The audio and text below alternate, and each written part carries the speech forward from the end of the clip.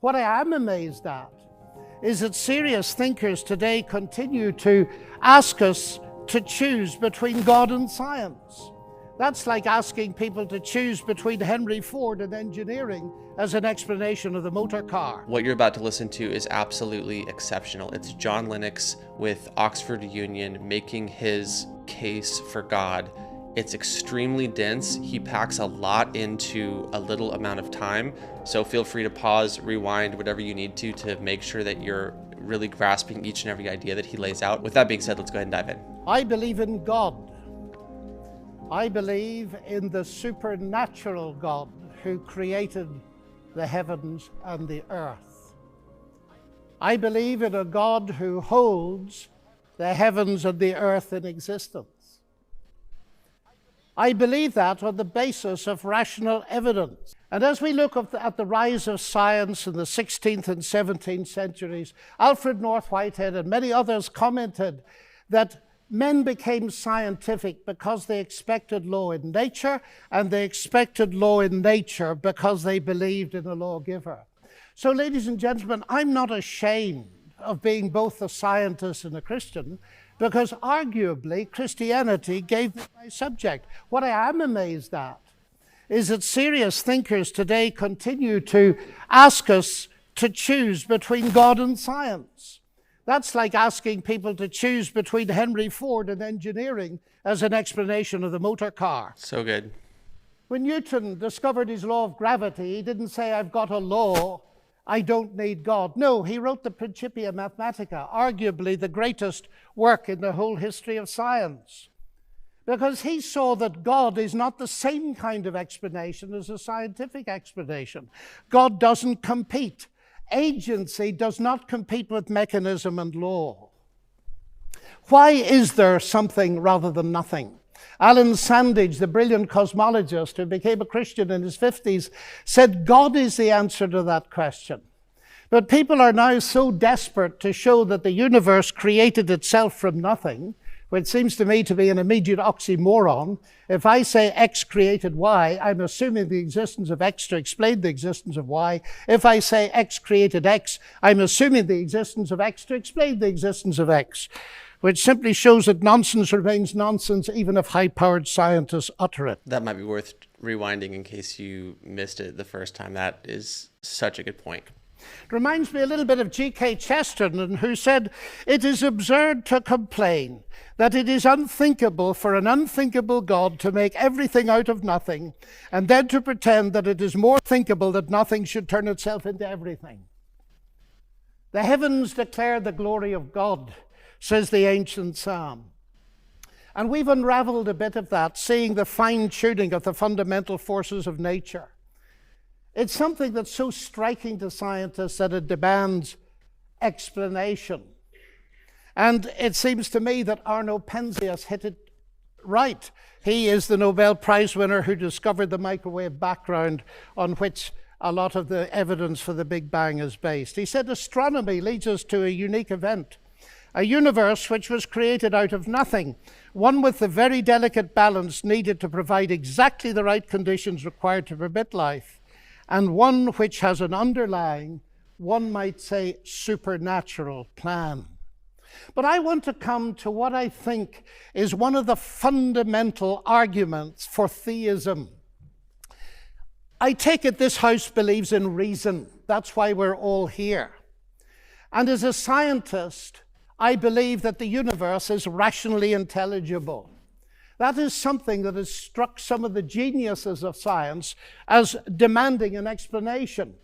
Einstein said the only incomprehensible thing about the universe is that it's comprehensible. And Wigner talked about the unreasonable effectiveness of mathematics. How is it that a mathematician thinking in her head in here can come up with equations that seem to fit the universe out there? Well, how is it indeed? Because the irony of the atheist position here is evident. My atheist friends, and I have many of them, tell me that the driving force of evolution, which eventually produced our human cognitive faculties, reason included, was not primarily concerned with truth at all, but with survival. And we all know, ladies and gentlemen, what has often happened and still happens to truth when individuals or commercial enterprises or nations feel themselves threatened and struggle for survival. The leading philosopher Alvin Plantinga of Notre Dame says if atheists are right that we are the product of mindless, unguided natural processes, then they have given us strong reason to doubt the reliability of human cognitive faculties, and therefore inevitably to doubt the validity of any belief that they produce, including their atheism. Their biology and their belief in naturalism would therefore appear to be at war with each other in a conflict that has nothing at all to do with God. Yet my atheist friends still insist that it is rational for them to believe that the evolution of human reason was not directed for the purpose of discovering truth. And yet it is irrational for me to believe that human reason was designed and created by God to enable us to understand and believe the truth. Curious logic. By contrast with that, biblical theism asserts that ultimate reality is personal and intelligent, and the reason science works, and this was the motivating force that drove the great pioneers of science, is that the universe out there and the human mind in here that does the science are ultimately the product of the same intelligent divine mind. Human beings are made, we are told, in God's image, and that means that science can be done. That makes infinitely more sense to me as a scientist than atheism does. Now let me come briefly to ethics. Ethical behavior, like rational behavior, of course, does not itself require religious belief.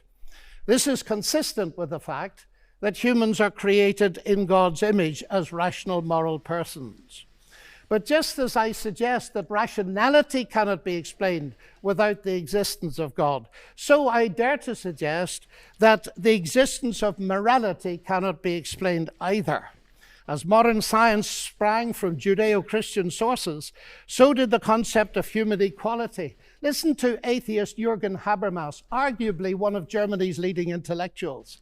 He said that universalistic egalitarianism, from which sprang the ideals of freedom and a collective life and solidarity, the individual morality of conscience, human rights and democracy, is the direct legacy of the Judaic ethic of justice and the Christian ethic of love. This legacy, substantially unchanged, has been the object of continual critical appropriation and reinterpretation. To this day, there's no alternative to it. Everything else is just idle postmodern talk. And it seems to me he's hitting the core of something important, because the value of a human being on which such egalitarianism rests is based not on what the human being can do, but what she's made of, or how she's made in God's image. I never forget speaking on one of my many visits to Russia to a colleague in the Academy of Sciences.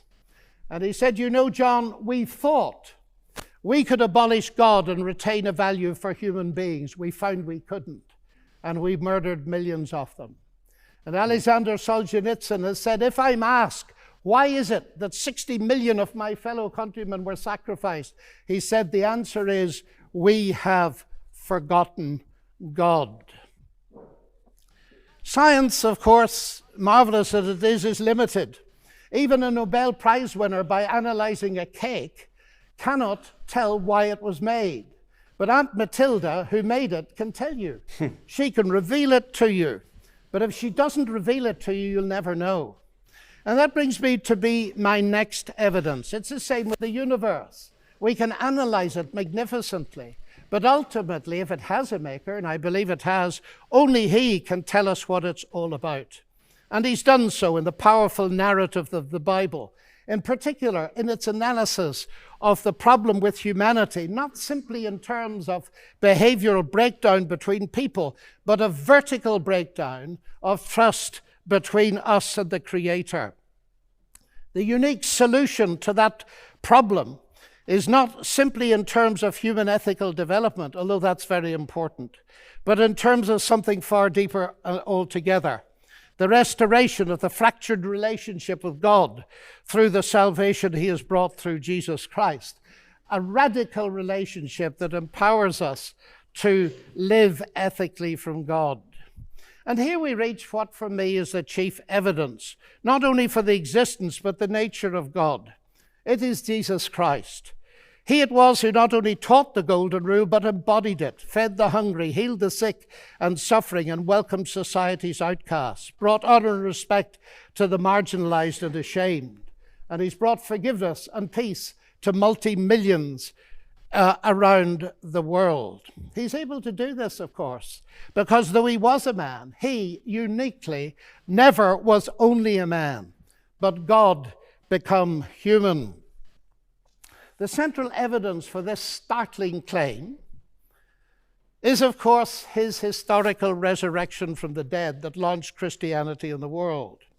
This is, of course, ladies and gentlemen, a crunch issue. If Jesus rose from the dead, death is not the end and atheism is false. If Jesus did not rise from the dead, Christianity is false. And I remember at Cambridge as a student listening to the brilliant Sir Norman Anderson, a legal expert, going through forensically the evidence from his legal perspective as a brilliant lawyer. And he said at the end of it, "The empty tomb then of Jesus forms a veritable rock on which all rationalistic theories of the resurrection dash themselves in vain." Just finally now, as I read the Bible, I do not only find intellectual satisfaction, but I find a great deal of that. I sense the voice of God speaking to me.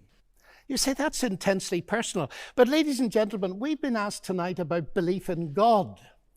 And I want to strongly emphasize that God is not a theory, he's a person. And if the origination of me qua person is a personal God, then the most exciting thing really is there a possibility of getting to know God? And so I don't simply believe there is a God.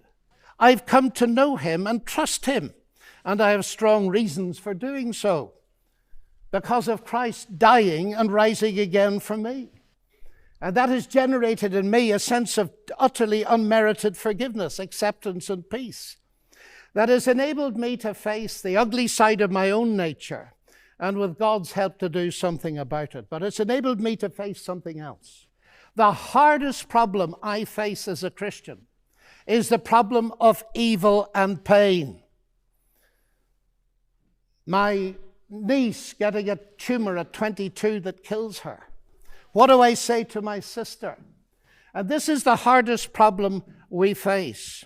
But it seems to me that atheism here has no answer, because by definition, atheism believes that human death is the end, so there is no ultimate hope.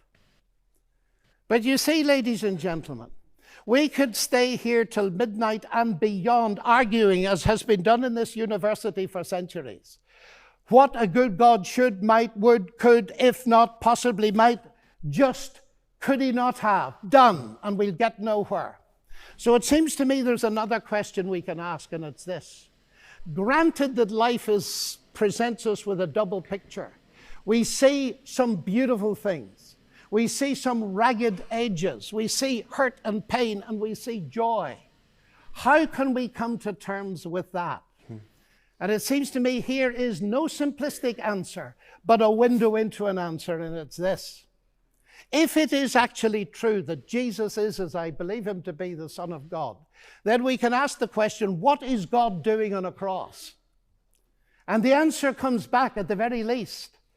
God has not remained distant from our human suffering, but has become part of it. And the other side of that is this. Because Jesus rose from the dead, he is going to be the ultimate judge.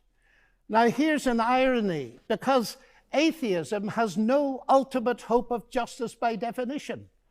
The vast majority of people in the history of the world have died without justice and will die without justice. And if death is the end, then of course they have no hope of ultimate justice. But the promise in the New Testament, guaranteed by the resurrection of Jesus, is that he is to be the judge in the coming day. So, ladies and gentlemen, those are some of the reasons why I believe that God is real and worthy to be trusted. Thank you.